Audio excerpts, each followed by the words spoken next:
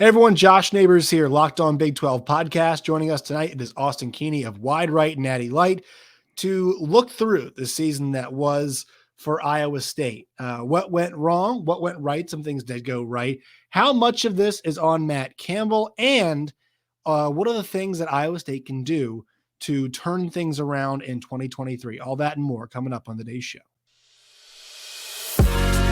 You are Locked On Big 12, your daily podcast on the Big 12 Conference, part of the Locked On Podcast Network, your team every day.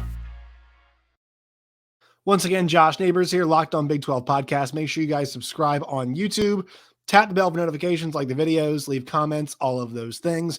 We are beginning our season retrospectives on every single team, and we'll handle Iowa State and West Virginia as the first couple because they're not playing bowl games. But what I will say is Iowa State felt a bit closer than West Virginia did. But at the same time, I'm not sure they were a better team than West Virginia was. And I have to say this, like starting with this team, I think it was 6 one-score losses in conference, I believe is what they ended up with overall. I think that's either 6 or 7. This team, it was just so one-sided, Austin, and it didn't get any better. It was the same thing every single week. There was no week where you look back and thought about, oh, wow, there was a Iowa State offensive explosion this week, right? I guess the 31-14 win against West Virginia, but West Virginia's down lower, beside them in the league. It never got better. It was like the same thing every single week. Now, how they lost the games, different story, but it was the same thing every single week functionally, correct? Yeah, Josh. Pleasure to be on the podcast as always. Figure we better start from the bottom up and work on Iowa State first. So it's just because you don't have a game, you have no bowl game, right? So it's on to the off season. I know we're used to prepping for a bowl game at this time of year. Matt Campbell's got us used to it, so This is a little bit of a different feeling. But I guess where I would start is I'm not sure if we were the best 4-8 team of all time or the worst 4-8 team of all time. I really. You know how they always say, like, as long as you beat your rival, you had a good season. Right. We kind of tested the limits of that. And I would say it wasn't good. Well, the rival came early. The ironic part is the rival came early in the season. I remember that being like, it's funny because that was a classic Iowa State low scoring game, but they had this unbelievable I think it was 99 yards. 99 yards. Yep. Tom Manning's masterpiece. Tom Manning's one masterpiece from this year. And this is an offense that was dreadful this year, but they had a first team All-American on it, Xavier Hutchinson. Now, that's probably why the offense was bad. Not saying it's his fault, but he was the only player to speak of, right? I mean, you knew what was coming. And honestly, a lot of times teams could kind of just let him eat because there was really no other option. But this team, I think from a broad perspective, because I guess we'll get into the offense, but from a broad perspective, like I thought they would take a step back. You know what I mean? I thought they would take a step back. And so I think being fair to this team, like a 5-7, 6-6 was the range I saw them in. And I think I pointed to 3 games: Texas, Kansas, and then I think Oklahoma State is a third one that I will point to. Maybe you feel differently, but I'll point to that one. And the 3. Oh, God. I think you got those 3, and then Texas Tech at home in the cold.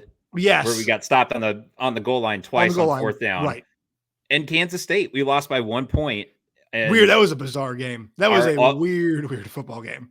So the way my season tickets at Iowa State work is I get it's a mobile pass. It's a different seat every week. And there's about one time per year where I'm going to get really good seats. And it was the Kansas State game. So I watched us kick 3 field goals and I watched Xavier Hutchinson drop a ball that would have got us into field goal range at the end of the game. So I think 5 coin flip games and we lost all of them. Right. And that's the problem, is that they were not equipped to win the games. Right. And the Texas one is like, that's the one probably that's the worst to me because of I know Xavier made a bunch of awesome catches all year long, but like the one that was maybe the most wide open of the entire season, he drops. And you obviously have the weird fumble with Hunter Dekkers and kind of, that situation. And then you mentioned you make 3 field goals against Kansas State. How did you lose the other team from Kansas?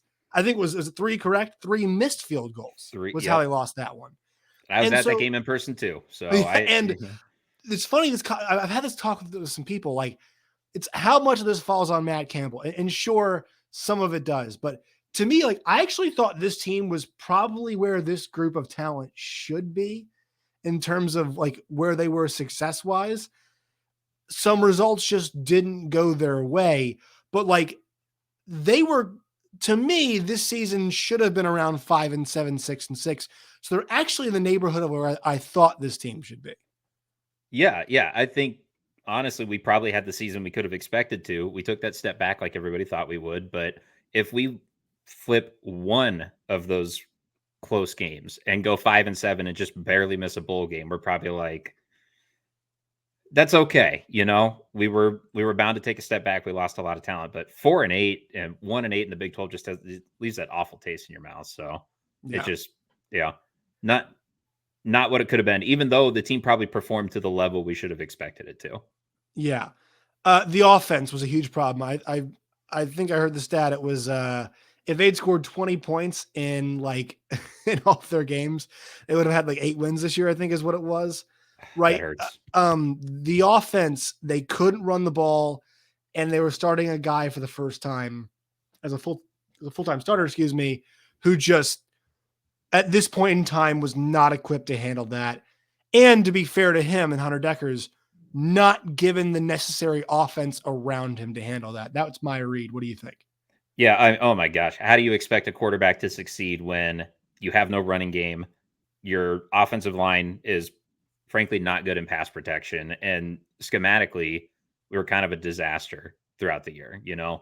Like, how many times can you have him throw a 3-yard route on 3rd and 5 and expect a lot of what we were doing was predicated on making guys miss and yards after catch, and it just didn't happen. So Hunter Dekkers, he made a lot of mistakes. He was first time starter, threw a lot of interceptions, threw a lot of bad interceptions, and I want to give him a little bit of the benefit of the doubt, because he was put in an impossible position to succeed. This year, 14 picks, 19 touchdowns, 26 sacks. He was sacked 26 times. That quarterback position is going to be an interesting thing, because if you could entice somebody to go to Iowa State, you should. I think that's how I feel about it. But also, I'll say this. There are guys, Austin, where, think about football, especially these young quarterbacks, Will Howard, for example. I thought Will Howard was terrible his first 2 years at K-State. And you look at him now, and this is my read on this. If he has a good year next year, there's not going to be a following year for Will Howard, because he's 6'5", he's a big guy, strong arm. If he does what he did this year, again, you apply to a full season next year, NFL scouts, I think, will be all over him and want him to move on. Hunter Dekkers, should we apply the same logic to, hey, he's a young guy, right? Even Quinn Ewers, we saw him towards the end of last year. It almost felt like he got worse, right? And they were so run heavy at the end of the year with their offense. I feel like there's a lot of, and I think Blake Shapen's a guy too. We got to practice patience. It's this weird mix, right? Because there are guys available. You could pull one in to possibly give yourself a lift, but also we've seen with guys a la Will Howard, what time, and Max Duggan's a great example of this too, what time can do to make you into the player that you eventually become. And it's a pretty, impressive player a lot of the time. Yeah. You look at Hunter Dekkers, he's got talent. You talked about that play against Texas. There's a reason Xavier Hutchinson, the ball hit him right in the hands. Right. A beautiful like the chest, right? He did the same thing against Oklahoma State. Jalen Knoll dropped a wide open touchdown on a beautifully thrown deep ball. Hit him right in stride, just dropped the ball. So Hunter Dekkers has talent. I wish we would bring in someone from the portal who could, push him a little bit. I'd like to go into next year and not say he's the unquestioned starter no matter what. We've obviously made some changes that's supposed to hopefully help spur that. We're not even done making changes yet. But if we're going into next year with Hunter Dekkers, maybe even with some damaged confidence, and a true freshman, J.J. Cole, who's a well-regarded recruit, but not a guy that I can see stepping in immediately as a true freshman and playing in the Big 12. So what does that mean? I don't know. We didn't really have any backup depth this year. So when Hunter Dekkers made mistakes, we just kind of had to throw him out there and let him learn through it. So what's the expectation when you change from Tom Manning to Illinois legend Nathan Shieldhouse? Yeah. What's the expectation there with that? That's a great question because we're not done filling out the staff yet. Okay. I would be surprised if we do things a lot different schematically next year. But Shieldhouse, he's an ace recruiter. He's a guy that's been on the staff for a while, well regarded as this guy's got future head coach written all over him. So I feel like if we didn't give him the job, he was going to go somewhere else and he'd get hired as an offensive coordinator. So I think what it's really going to come down to is who do we bring in to coach the offensive line? Who do we bring in to coach the quarterbacks?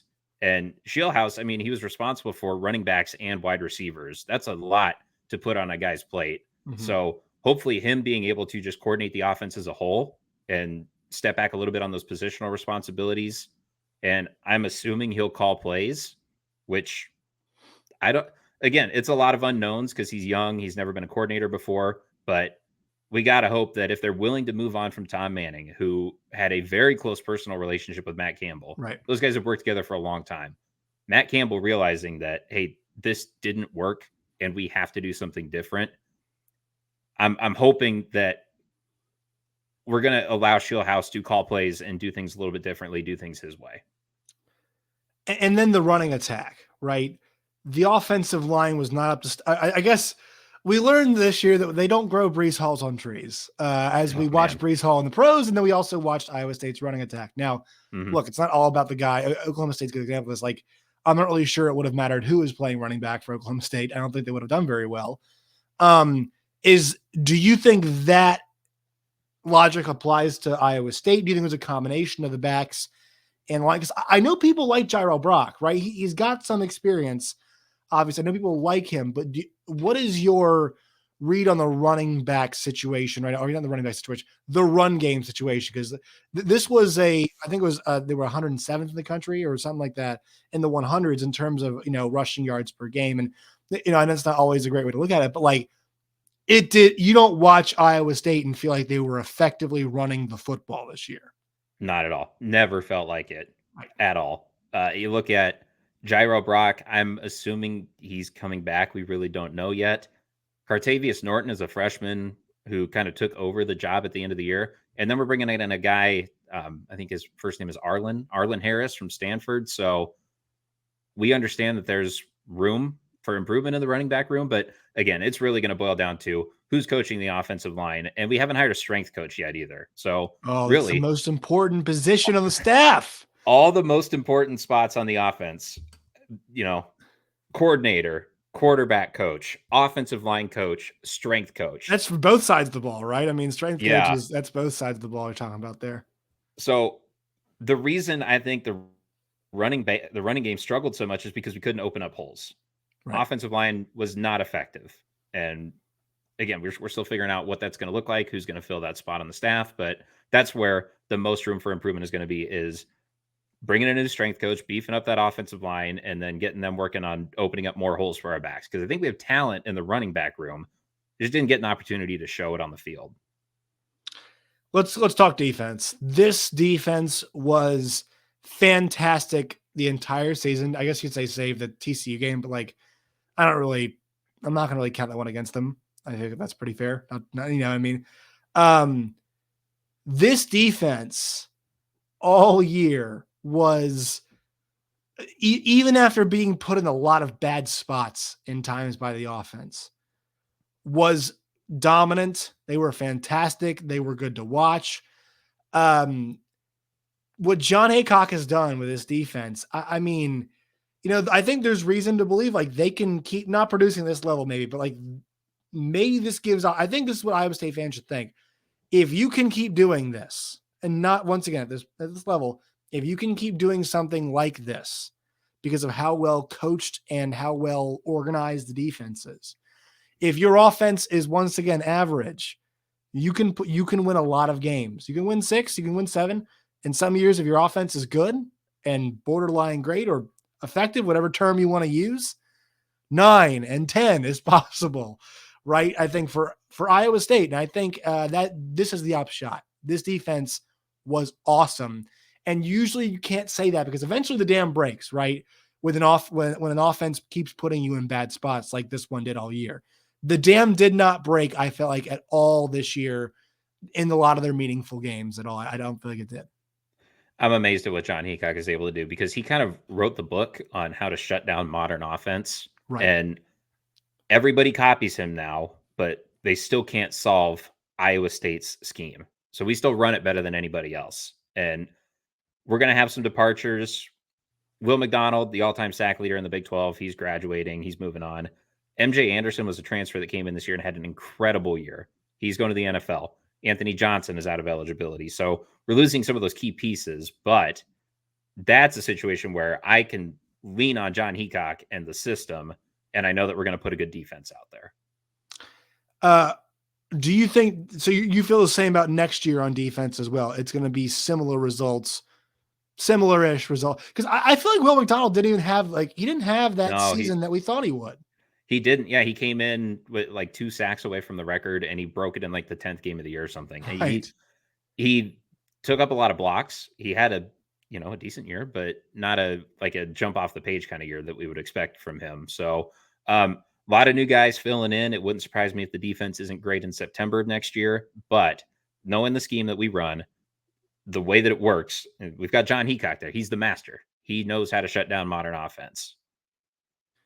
When you look at the recruiting for this team going into next year, and think about the transfer portal as well, we hear so much about 5-star culture. That is what Iowa State is. That's what they build on. So do you think it's a situation where they open things up in the portal, or are they much more selective because that is how Matt Campbell approaches things?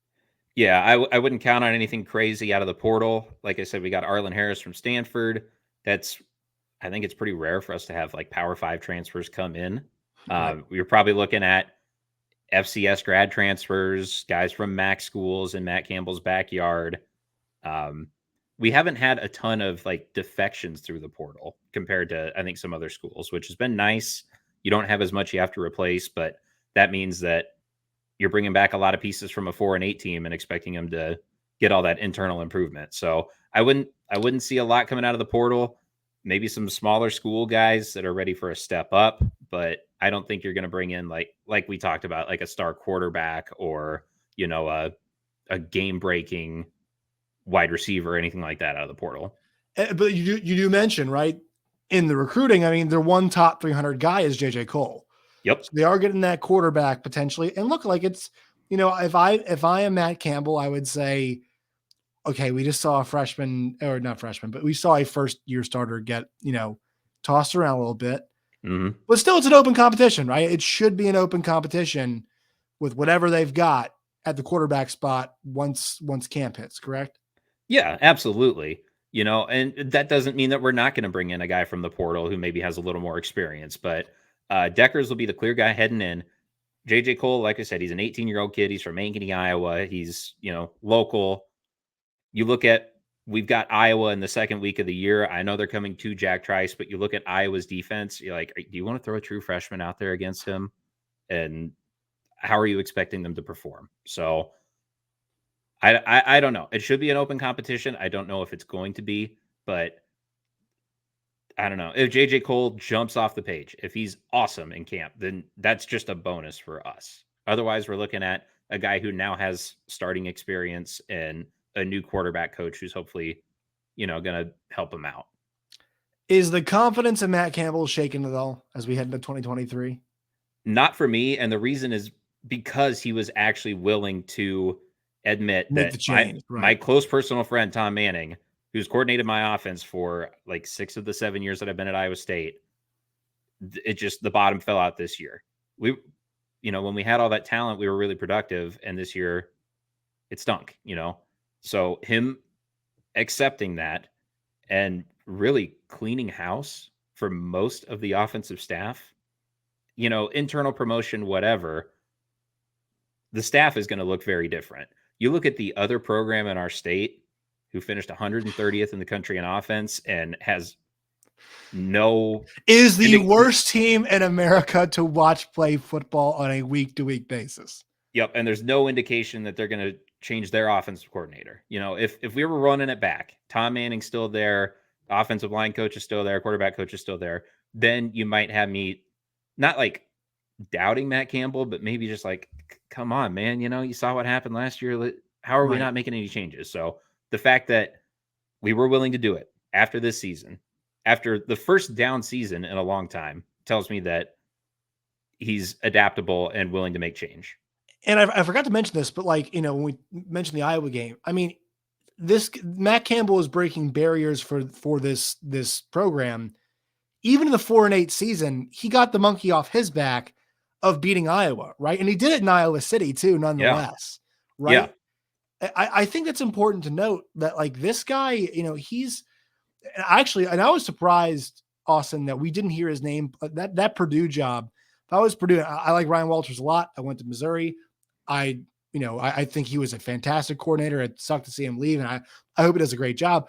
I wasn't surprised. I was surprised that we didn't hear Matt Campbell's name in the mix, and that was a pretty quick thing. But I think the one thing that we will expect, and this is probably not going to happen, this year, whatever. Obviously, the NFL could still come call, right? I mean, we know they've called Matt Campbell in the past, but the hotness around his name, right? The kind of the hottest names, whatever, that's off Matt Campbell, which probably is a good thing, right? I mean, it's almost a good thing because I don't think the quality of him as a coach has dropped. Not at all. And I think next year is like year 8 in Ames or something. Right. That's awesome. Shocking long-term results there. Like, there's a reason that fans are upset about 4-8. Back in the Paul Rhodes era, we would go into a season saying, if we go 4-8, that's awesome. So the floor of this program has definitely been raised by a significant amount. Matt Campbell is still the best coach in Iowa State history. The people who are like, what's going on with this guy? I can't, I look how smart Nebraska was for not going and hiring him. He's still a great football coach. Yeah. He knows what he's doing.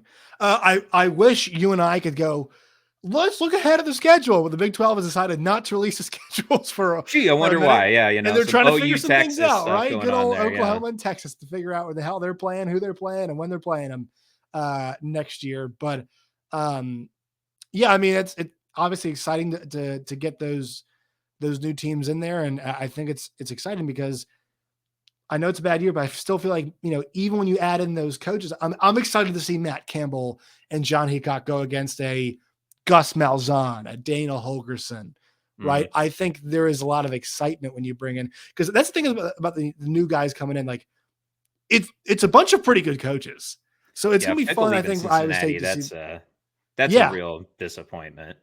Yeah, right. No, Luke. Yeah, because that's the thing. Actually, we had this conversation last year. Like, who are the best coaches in the new Big 12? And I think I put Luke Fickell at number 1. I am 2 behind Gundy. I think I had Matt Campbell number 3, and then Gus Malzahn like number 4. So I think it's pretty exciting with the new group of coaches. But yeah, I mean, this is a big offseason, obviously, and I think for Iowa State, like, what is the number one thing that you are looking for this offseason? I mean, you got to nail the staffing on the offensive side of the ball. So I'm taking the easy way out. I can't say there's one thing in particular because there are 3 extremely important roles that we still haven't filled. Like I said, QB coach, offensive line coach, strength coach. Right. If we nail those hires, then I'll feel pretty good going into next year. All right, Austin, where can people find you and your work and all of its variety? Yeah. Twitter at Austin_Keeney. Right now, Lite. I'm on the Lite cast. We got a whole bunch of stuff going on there. Wide Right Natty Lite. That's the place to find us. Still trying to write a little bit of satire in there too. I had a Brian Ferentz for offensive coordinator one that was kind of fun. the hire that Iowa State actually needs to make. Austin Keeney, Wide Right Natty Lite. We appreciate your time as always. Yep. Thanks for having me.